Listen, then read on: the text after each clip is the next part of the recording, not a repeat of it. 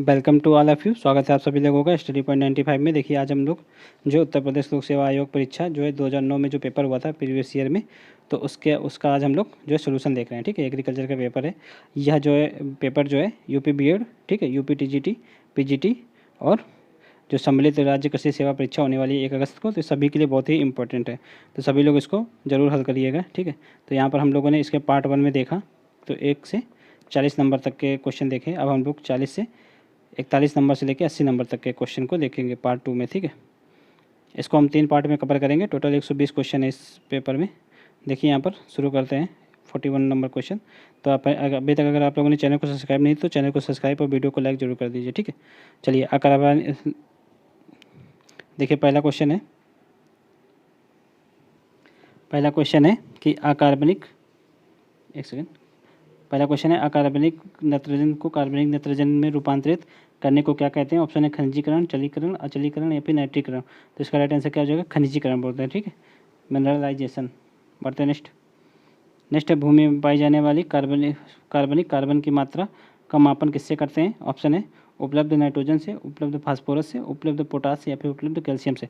देखिए अगर नाइट्रोजन की मतलब अगर कार्बन की मात्रा ज्ञात करनी है तो उसमें उपलब्ध नाइट्रोजन को देखते हैं। देखिए यहाँ पर, और आप लोग देख लीजिए, अगर आप लोगों को सोडियम बाइकार्बोनेट देखना है तो उपलब्ध फास्फोरस को देखना पड़ता है। अगर सोडियम एसीटेट को देखना है तो उपलब्ध पोटास को देखना पड़ता है। ठीक है, अगर उपलब्ध कैल्शियम को देखना है तो पीएच यानी कि चूने की कमी को देखना पड़ता है। बढ़ते हैं नेक्स्ट है लवणी क्षारी मृदाओं में आमतौर पर किसकी कमी होती है। ऑप्शन है नाइट्रोजन जिंक, नाइट्रोजन फास्फोरस गंधक, नाइट्रोजन गंधक या फिर फास्फोरस गंधक। तो देखिए इसमें जो है लवणी क्षारी मृदाओं में कैल्शियम और मैग्नीशियम के जो यानी कि लवण होते हैं, तो इसमें कमी किसकी होती है, तो कमी होती है जो नाइट्रोजन और जिंक की कमी होती है। ठीक, इसका राइट आंसर ए हो जाएगा। आप लोग इसको याद रखिएगा। अधिकता किसकी होती है, तो कैल्शियम मैग्नीशियम के लवण और सल्फेट के लवण। ठीक है, ये देखिए यहाँ पर। बढ़ते नेक्स्ट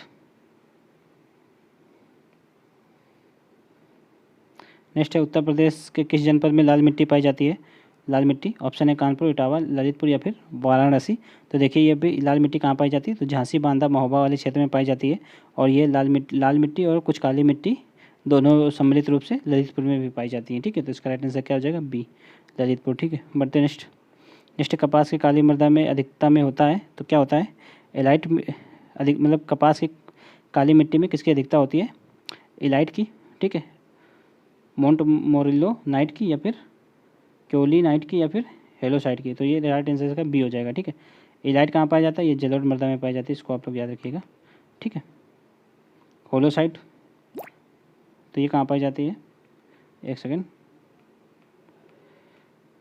बढ़ते नेक्स्ट क्वेश्चन में। देखिए इसको हम आप लोगों को और करवा देंगे किसी दिन। नेक्स्ट है किस पदार्थ में जो है सुपर फास्फेट के साथ नहीं मिलाया जा सकता। तो किसको नहीं मिलाया जा सकता सुपर फास्फेट के साथ। ऑप्शन है ammonium sulphate, potassium, calcium carbonate या फिर पोटेशियम साइनाइड। तो देखिए जहाँ पर भी मतलब कैल्शियम हो और उसको सल्फेट के साथ कभी नहीं मिलाना चाहिए, क्योंकि जो कैल्शियम है सल्फेट से क्रिया कर जाता है। ठीक है, तो राइट आंसर इसका सी हो जाएगा। इसको आप लोग याद रखिएगा। ठीक है, नेक्स्ट है मृदा के कण घनत्व की तुलना में स्थूल घनत्व होता है। देखिए मृदा का कण घनत्व की तुलना में जो है बल्क डेंसिटी पूछी गई है। तो देखिए जो मृदा का आयतन होता है, ठीक है, तो उसी में जितने आयतन, इस आयतन में मतलब जितना भार होगा वो ये उसका मृदा का कण घनत्व होगा। लेकिन जो बल्क डेंसिटी होती है, तो बल्क डेंसिटी क्या होती है, मृदा में जो छोटे छोटे छिद्र होते हैं, ठीक है, उनको भी शामिल कर लिया जाता है। फिर जो उसका भार होता है उसको बल्क डेंसिटी बोलते हैं। तो जाहिर सी बात है कि बल्क डेंसिटी कम ही होगी, क्योंकि जो पोर हो जाएंगे, पोर से वो मृदा जो है हल्की हो जाएगी, तो क्या होगी, तो कम होगी हमेशा। ठीक है, bulk density, right answer A हो जाएगा इसका।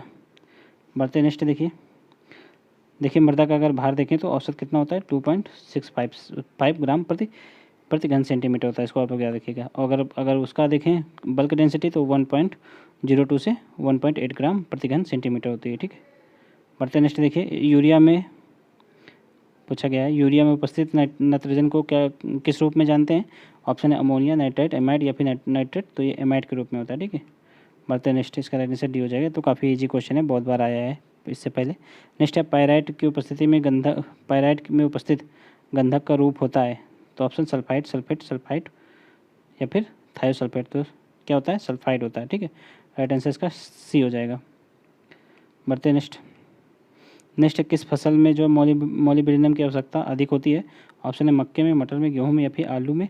तो जितनी भी लेग्यूम फसलें होती हैं, यानी कि जितनी भी दाल की श्रेणी में आती हैं, जैसे मटर, ठीक है, मटर दाल की श्रेणी में आती है, तो इसमें मोलिब्डेनम जो है नाइट्रोजन स्थिरीकरण करने में जो है हेल्प करता है, ठीक है। तो इसलिए इसका राइट आंसर सी हो जाएगा। बढ़ते नेक्स्ट है, नीम की खली का उपयोग करते हैं तो किस में करते हैं? ऑप्शन देखिए, नाइट्रीकरण की वृद्धि में, नाइट्रीकरण अवरोधन हेतु, यूरिया में जल अपघटन की वृद्धि में, या फिर यूरिया में जल अपघटन अवरोधन हेतु। तो देखिए नाइट्रीकरण के अवरोधन होते, ठीक है, यानी कि नाइट्रीकरण जो है नाइट्रिफिकेशन इनहिबिटर के रूप में यूज होता है इसको। राइट आंसर बी हो जाएगा इसका। बढ़ते नेक्स्ट। नेक्स्ट देखिए, नेक्स्ट धान के खेत में यूरिया सुपर ग्रेन्यूल का स्थापन मतलब कुआं गहराई पर क्यों करते हैं? तो देखिए ऑप्शन है नत्रजन रिसाव को कम करने के लिए, यूरिया का जल अपघटन कम करने के लिए, ठीक है, या फिर डिनाइट्रीकरण द्वारा हानि को कम करने के लिए, या फिर उपयुक्त में से कोई नहीं। तो देखिए नाइट्रोजन के रिसाव को कम करने के लिए ऐसा करते हैं, ठीक है। राइट आंसर इसका ए हो जाएगा, ठीक है। ये देखिए यहाँ पर आप लोग इसका डिस्क्रिप्शन पढ़ सकते हैं। बढ़ते नेक्स्ट। नेक्स्ट निम्नलिखित में से कौन जो है प्राथमिक खनिज का उदाहरण है? ऑप्शन है माइका, माउंट मोलिब्डेनम, फेल्सपार इलाइट, या फिर वर्निकुलाइट क्वार्टज, या फिर माइका फेल्सपार। तो इसका राइट आंसर क्या हो जाएगा? डी हो जाएगा, ठीक है, माइका फेल्सपार होता है। बढ़ते नेक्स्ट। नेक्स्ट वायुमंडल में नाइट्रोजन की मात्रा कितनी होती है? तो ऑप्शन है 81%, 77, 79 या फिर 75। तो 79 है इसका राइट आंसर, ठीक है। ये तो काफ़ी इजी क्वेश्चन है। बढ़ते नेक्स्ट। 78 होता है वैसे, ठीक है, एग्जैक्ट डेटा 78 होता है, लेकिन अगर उसकी बात करें मृदा में ये इतना होता है, याद रखिएगा आप लोग, मृदा में 79 से लेकर 80 तक होता है, ठीक है, और वायुमंडल में 78 होता है। बढ़ते नेक्स्ट। नेक्स्ट निम्नलिखित में से किस मृदा में जो है धनायन विनिमय क्षमता अधिक होती है? तो जितनी भी क्षारीय मृदाएं होती हैं, क्षारीय मृदा होती जाएगी तो उसका धनायन विनिमय क्षमता भी अधिक होता जाएगा, ठीक है। तो देखिए यहाँ पर एंटीसोल, एर्डोसोल, या फिर एल्फीसोल, या फिर वर्टिसोल। तो इसका वर्टिसोल इसका राइट आंसर हो जाएगा। वर्टिसोल जो है काली मृदा को बोलते हैं वर्टिसोल। तो इसी का जो है धनायन विनिमय क्षमता सबसे अधिक होती है। राइट आंसर डी हो जाएगा। बढ़ते नेक्स्ट। नेक्स्ट है, यदि किसी विलयन का पीएच जो है 6 से 4 तक घटा दिया जाए तो विलयन की H+ आयन की सांद्रता कितने गुना बढ़ जाएगी? तो देखिए इसमें कितने गुना बढ़ जाएगी? तो इसका 100 गुना बढ़ जाएगी, ठीक है। नेक्स्ट है, यदि किसी मृदा में कार्बन जो है 0.6% हो तो उसमें नाइट्रोजन का स्तर कैसा होगा? ऑप्शन है अति न्यून, मध्यम, न्यून, या फिर उच्च, ठीक है। तो इसका राइट आंसर क्या हो जाएगा? इसका राइट आंसर देखिए सी हो जाएगा, ठीक है। कैसा होगा? तो मध्यम होगा। बढ़ते नेक्स्ट। यहाँ पर देख लीजिए आप लोग, अति निम्न कितना होता है? तो जब मतलब ये 60 नहीं होगा यहाँ पर, ये देखिए यहाँ पर मध्यम के बीच में आ रहा है ये 0.6, ठीक है। तो इसका राइट आंसर क्या हो जाएगा? सी हो जाएगा। निम्नलिखित में से कौन सी हरी खाद की फसल है जिनके तने में बैक्टीरिया की ग्रंथियाँ पाई जाती हैं? ऑप्शन देख लीजिए यहाँ पर। ऑप्शन है सेसबेनिया एकुलिएटा सनई, या फिर सेसबेनिया रोटेटा, या फिर लोबिया। तो सेसबेनिया रोस्ट्रेटा होती है, ठीक है। ये ढैंचा की एक प्रजाति है, ढैंचा, एक सेकेंड, ढैंचा, ठीक है। तो ढैंचा की एक प्रजाति है, ठीक है। तो इसमें सबसे ज़्यादा जो है मतलब इसके जो है प्लांट में जो है 1 मीटर के ऊंचाई तक जो है तने में जो है ये बैक्टीरिया की ग्रंथियाँ पाई जाती हैं, ठीक है। इसको आप लोग याद रखिएगा। नेक्स्ट देखिए यहाँ पर, खनिज मृदाओं में कण घनत्व प्रायः कितना होता है? तो ये अभी हमने आप लोगों को बताया था कितना होता है, 2.65, ठीक है, ग्राम प्रति सेंटीमीटर क्यूब होता है। बढ़ते नेक्स्ट।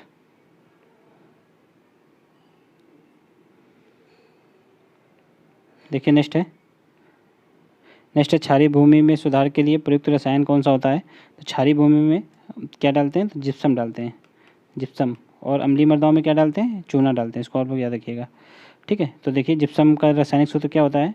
तो calcium oxide, calcium hydroxide, calcium sulphate, या फिर कैल्शियम फास्फेट, या फिर कैल्शियम सल्फेट। तो देखिए जिप्सम का सूत्र क्या होता है?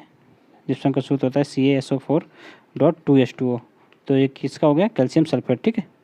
राइट आंसर क्या हो जाएगा? डी हो जाएगा। बढ़ते नेक्स्ट। नेक्स्ट राइजोबियम के लिए आवश्यक है कोबाल्ट संश्लेषित करने हेतु क्या आवश्यक है? तो कोबाल्ट देखिए विटामिन B6, विटामिन B12, सी या फिर ए, तो विटामिन B6 में कोबाल्ट होता है।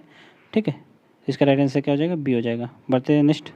नेक्स्ट है सर्वाधिक सुलभ फास्फोरस के लिए भूमि का पीएच विस्तार कितना होना चाहिए। तो फास्फोरस के लिए ऑप्शन है 3 से 4, 5 से 6, 6 से 7 या फिर 7 से 8। तो देखिए कितना होना चाहिए, 4.5 से लेकर 5.5 तक होना चाहिए। ठीक है, तो इसको आप लोग क्या मान लेंगे, 5 से 6 मान सकते हैं इसको। ठीक है, राइट आंसर इसका बी हो जाएगा। बढ़ते नेक्स्ट। अगर यहाँ पे नाइट्रोजन के लिए पूछा जाता है, नाइट्रोजन के लिए कितना होता है, तो नाइट्रोजन के लिए 4 से 5 होता है। ठीक है, इसको भी आप लोग याद रखिएगा, पीएच होना चाहिए। बढ़ते नेक्स्ट। यहाँ पे देखिए सी दे रखा है, जो कि सी नहीं होगा। ठीक है, ये काफ़ी बार क्वेश्चन आ चुका है, इसको आप लोग याद रखिएगा। नेक्स्ट है, कौन एंजाइम जो है एमाइड नाइट्रोजन को अमोनिकल नाइट्रोजन में परिवर्तित करने हेतु सहायक है। तो यानी कि जो है एमाइड मीन्स ये यूरिया होता है, यूरिया को अमोनिकल नाइट्रोजन में परिवर्तित करने के लिए कौन सा, नाइट्रोजनेस, कैटेलेज, यूरेज या फिर हाइड्रोजनेज। तो यूरेज होगा इसमें। ठीक है, यूरिया से अमोनिया बन रही है, तो राइट आंसर सी हो जाएगा इसका। बढ़ते नेक्स्ट। नेक्स्ट है, किस कणाकार की जो है निश्चित इकाई क्षेत्र का पृष्ठीय क्षेत्रफल बहुत अधिक होता है। ऑप्शन है गाद, मृत्तिका, बालू या फिर बजरी।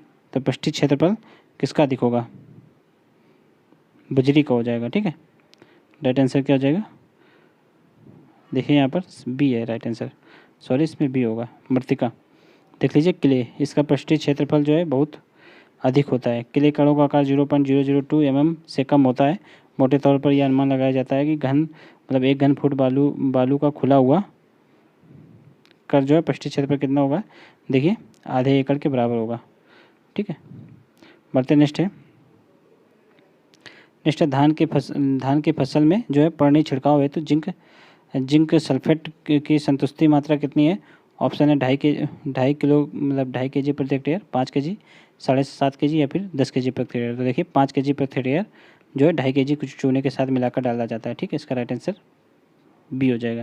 निम्नलिखित में से कौन सा जैव उर्वरक जीवाणु जैविक उर्वरक नहीं है। तो ऑप्शन है राइजोबियम, ठीक है, एजोस्पिरिलियम, एजोटोबैक्टर या फिर एजोला।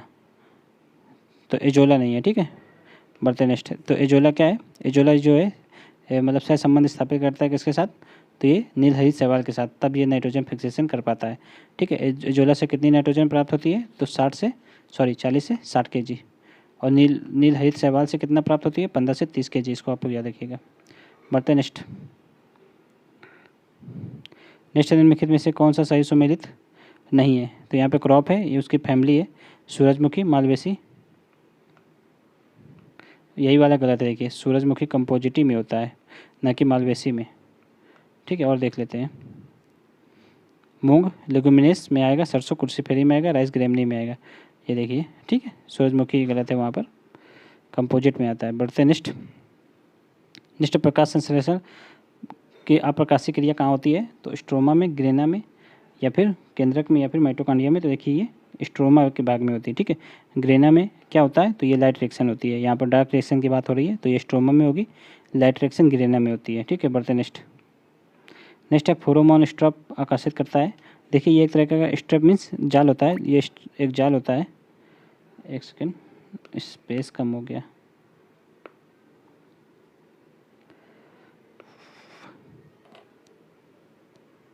एक सेकेंड, वीडियो ऑफ करना पड़ रहा है। देखिए इसका क्या हो जाएगा, फेरोमोन ट्रैप्स आकर्षित करता है। ऑप्शन है, देखिए ये एक जाल होता है। ठीक है, इसमें रबड़ लगा दी जाती है, रबर सेप्टा लगा दिया जाता है, तो ये जो है नर कीटों को आकर्षित करता है। ठीक है, तो इसका राइट आंसर क्या हो जाएगा, नरमोथ को आकर्षित करता है। ठीक है, राइट आंसर ये हो जाएगा इसका। बढ़ते नेक्स्ट। ये देखिए ये कीट नियंत्रण की एक तकनीकी है, इसको आप लोग याद रखिएगा, कीट नियंत्रण का एक उपाय है। बढ़ते नेक्स्ट देखिए यहाँ पर। नेक्स्ट है साइनो गैस पंप से पंप किया जाता है, तो क्या किया जाता है। ऑप्शन है zinc phosphide powder, methyl bromide, carbon tetrachloride या फिर कैल्शियम साइनाइडेट पाउडर। तो इसका राइट आंसर ये हो जाएगा, कैल्शियम साइनाइडेट पाउडर किया जाता है। ठीक है, बढ़ते नेक्स्ट, इसका आप लोग ये पढ़ लीजिए। ठीक है, नेक्स्ट है जो the adult of white grub के बारे में पूछा गया है। तो ये कब इमर्ज होता है, कब निकलता है। तो देखिए ये ऑप्शन है सुबह 6 से 8 बजे, ठीक है, 8 शाम को 8 से 10, या फिर शाम को 6 से 8, या फिर सुबह 4 से 5। तो ये देखिए ये शाम को निकलता है, ठीक है, गोधूल बेला के समय, यानी कि वो शाम को 6 से 8 बजे के बीच में निकलता है, ठीक है। और रात्रि भर मतलब पौधों को नुकसान पहुंचाकर जो है सुबह फिर से प्लांट में छिप जाता है। तो राइट आंसर इसका सी हो जाएगा। बढ़ते नेक्स्ट है, मधुमक्खी में सुरक्षित कीटनाशक कौन सा होता है? मधुमक्खी का सुरक्षित कीटनाशक ऑप्शन है मिथाइल पैराथियन, डाइमेथियोट, या फिर फोसोलोन, या फिर क्लोरोपाइरीफास। तो ये इसका क्या हो जाएगा? फोसोलोन हो जाएगा, ठीक है। बढ़ते नेक्स्ट, देखिए क्लोरोपाइरीफास ये कहाँ मतलब ये किस में डाला जाता है? तो दीमक को नष्ट करने के लिए डाला जाता है, ठीक है, इसको आप लोग याद रखिएगा। बढ़ते नेक्स्ट देखिए, निम्नलिखित में से कौन सही सुमेलित नहीं है? यहाँ पर फसल है, यहाँ पर उनके कीट हैं, देखिए पी स्टेम बोरर बिल्कुल सही है, मस्टर्ड में सी सौ फ्लाई आरा मक्खी, ये भी सही है, ठीक है। सारगम मैनिक ज्वार में सूट फ्लाई होती है, मतलब तना मक्खी, ये भी है। मैंगो में पेंटेड बग, ये नहीं, ये गलत है। सरसों में ये होता है पेंटेड बग भी, ठीक है। मैंगो में क्या होता है? मैंगो मेली बग होता है, इसको आप लोग याद रखिएगा। बढ़ते नेक्स्ट देखिए, मैंगो में मैंगो मेली बग। बढ़ते नेक्स्ट